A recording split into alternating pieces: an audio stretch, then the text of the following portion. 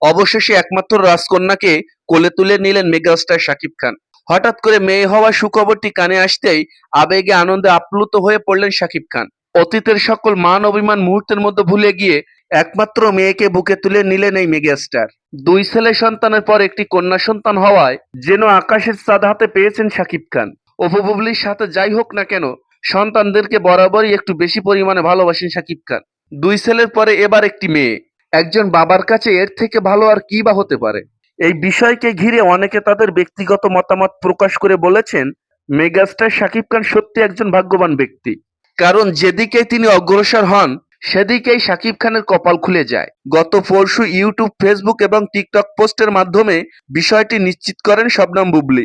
এমনকি স্বামী শাকিব খানের নামের সাথে মিল রেখে মেয়ের নাম রাখলেন শার্লিন খান এবং একই সঙ্গে সমালোচকদের দাঁত ভাঙা জবাবের মাধ্যমে বুঝিয়ে দিলেন এই সন্তানের পিতা আসলে শাকিব খান। এই বিষয়টি জানার পর বুবলির ভক্তরা অনেকে বেশ এক্সাইটেড হয়ে পড়েছেন।